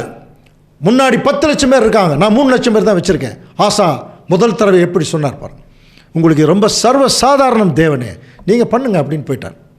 ஆனால் 2வது நாளாக நாளாக நாளாக சுகபோக வாழ்க்கை, சுயநலமான வாழ்க்கை தேவனை விட்டு பின்னாடி போக வச்சுது அந்த ராஜாவை. கடைசியில் யாரோ ஒருத்தனுக்கு போய் தன்னுடைய எல்லாத்தையும் கொடுக்க வேண்டியதாக போச்சு. தன்னுடைய ராஜா நிலைமையிலிருந்து விழுந்துட்டார். பார்த்தீங்களா? நமக்கு அதே தான். இப்போ தேவனுடைய பிள்ளைகள் நம்ம என்ன செய்யணும்? தேவன் மேலே அபரிவிதமான விசுவாசம், பரிசுத்தாவி நமக்கு தேவன் கொடுக்கும்போது நல்லா பிடிச்சிக்கணும். அந்த விசுவாசத்தில், அந்த கேடகத்தில் நம்ம எண்ணெய் பூசிட்டோம்னாலே நமக்கு எது என்ன எப்படி நடக்கிறது என்பது நல்லா தெரியும். இது வந்து அப்போஸ்தலனாகிய பவுலுக்கு நல்லா தெரிஞ்சதுனால தான் தீமோத்தேயுக்கு அவர் எழுதும்போது 2 தீமோத்தேயு 4ஆம் அதிகாரம் 7ஆம் வசனம் பாருங்க, நல்ல போராட்டத்தை போராடினேன். ஏன் நல்ல போராட்டம் அப்படிங்கிற வார்த்தை ஏன் வந்துச்சுன்னா, அவர் போராடின போராட்டம் தேவனுடையது, அது நல்ல போராட்டம். உலக பிரகாரமாக போராடினோம்னா அது மோசமான போராட்டம், அது ரிசல்ட்டே மோசமான ரிசல்ட்டு தான். ஆனால் இந்த ரிசல்ட் பாருங்கள், நல்ல போராட்டத்தை போராடினேன். அதில் அவர் முக்கியமாக வச்சுக்கிட்டது என்னென்னா, ஓட்டத்தை முடித்தேன். அதுக்கு முன்னாடி அவர் என்ன சொல்கிறார்? விசுவாசத்தை காத்து கொண்டேன். இது ரிவர்ஸில் படித்தா இன்னும் ஈஸியாக புரியும். நான் விசுவாசத்தை காத்து கொண்டேன், அதனால் ஓட்டத்தை முடித்தேன். ஒரு நல்ல போராட்டத்தை என்ன பண்ணியிருக்கேன்? போராடியிருக்கேன். அப்போ நம்முடைய இந்த போராட்டத்துக்கு நம்ம முக்கியமாக தேவை என்னன்னு பார்த்தீங்கன்னா, தேவன் மேலே வைத்திருக்கிற விசுவாசம். அதனால தான் அடுத்த வசனம், இது முதல் நீதியின் கீடம் எனக்கு வைக்கப்பட்டிருக்கிறது, அந்நாளில் தேவன் எனக்கு கொடுப்பார். எனக்கு மாத்திரமல்ல, அவர் யாரெல்லாம் பிரசன்னமாகதில் விரும்புகிறாங்களோ அவங்களுக்கு எல்லாத்துக்கும் கொடுப்பார். ஏசாயா தீர்க்கதரிசி இதை குறித்து தீர்க்க தரிசனம் எழுதும்போது பாருங்கள், ஏசாயா 28ஆம் அதிகாரம் 5ஆம் வசனம், அக்காலத்திலே சேனைகளின் கர்த்தர் தமது ஜனத்தில் மீதியானவர்களுக்கு மகிமையான கிரீடமாகவும் அலங்காரமான முடியாகவும் பாருங்க, அவர் அலங்காரமான முடியுமாகவும் நியாயம் விசாரிக்க உட்காருகிறவனுக்கு நியாயத்தின் ஆவியாகவும். யாருங்க நியாயம் விசாரிக்க உட்கார்றது? 1 கொரிந்தியர் 6ஆம் அதிகாரத்தில் படிக்கிறோம் இல்லையா? பரிசுத்தவான்கள் உலகத்தை நியாயம் தீர்ப்பார்கள் என்று அறியீர்களா? உங்களை ராஜாக்களும் ஆசாரியர்கள். எத்தனை ஆசீர்வாதங்கள் தேவன் கொடுத்துருக்கார். அப்படி உட்கார்றவங்க யுத்தத்தை அதன் வாசல் மட்டும் திருப்பர்களின் பராக்கிரமமாகவும் தேவன் இருப்பாராம். ஏன்னா இப்போ நம்ம போயிட்டு கொண்டிருக்கிற நடத்தி கொண்டிருக்கிற யுத்தம் தேவனுடையது. இதில் நமக்கு ரொம்ப அதிகமாக தேவை ஈட்டி, கத்தி போன்ற மாம்ச பிரகாரமான ஆயுதங்கள் தேவையே இல்லைங்க. ஒரே ஒரு ஆயுதம் இருந்தால் போதும். அது என்ன ஆயுதம்னு சொல்லி வசனத்தில் படித்து இந்த பாடத்தை நாம் நிறைவு செய்யலாம். 1 யோவான் 5ஆம் அதிகாரம் 4ஆம் வசனம். தேவனால் பிறப்பதெல்லாம் உலகத்தை ஜெயிக்கும், நம்முடைய விசுவாசமே உலகத்தை ஜெயிக்கிற ஜெயம். பார்த்தீங்கன்னா நம்முடைய விசுவாசமே உலகத்தை ஜெயிக்கிற ஜெயம். அப்போ கடைசி காலத்தில் வாழ்ந்து கொண்டிருக்கிற தேவனுடைய பிள்ளைகளுக்கு தேவன் மேலே வைக்கக்கூடிய விசுவாசம் ரொம்ப முக்கியம். நம்ம என்ன பண்ணிடுறோம், தேவன் மேலே வைக்கிற விசுவாசத்தை விட்டுட்டு யார் மேலேயோ சில நேரத்தில் விசுவாசம் வச்சிடும். கணவன் மனைவி மேலே, மனைவி கணவன் மேலே விசுவாசம் வைக்க வேண்டியது தான். ஆனால் தேவன் மேலே வைக்கிற விசுவாசத்தை வச்சிடக்கூடாது. அதுதான் பிரச்சனை. கவனிக்கிறீங்களா? அப்போ தேவன் மேலே விசுவாசங்கிறது ஒரு எக்ஸ்ட்ரீம். அந்த விசுவாசம் தான் மற்றவர்கள் மேலே விசுவாசம் வைக்க அது சரியாக இருக்கும். தேவன் மேலே கரெக்டாக வைக்கலன்னா மற்றவர்கள் மேலே எப்படி வைக்க முடியும்? இன்றைக்கி நம்ம நல்லா இருக்கிற மாதிரி இருப்போம், நாளைக்கு ஏமாற்றிட்டு போயிடுவோம். மனுஷன் அப்படித்தாங்க. நாசியிலே சுவாசம் உள்ள மனுஷனை நம்பாதீங்கன்றார். இப்போ தேவனை மட்டும்தான் நம்பக்கூடிய வாழ்க்கை இருக்கணும் தேவனுடைய பிள்ளைகளுக்கு. நம்முடைய விசுவாசமே உலகத்தை ஜெயிக்கிற ஜெயம். தேவன் தாமே இந்த வசனங்களை நமக்கு ஆசீர்வாதமாக்கி தருவாராக. ஆமென்.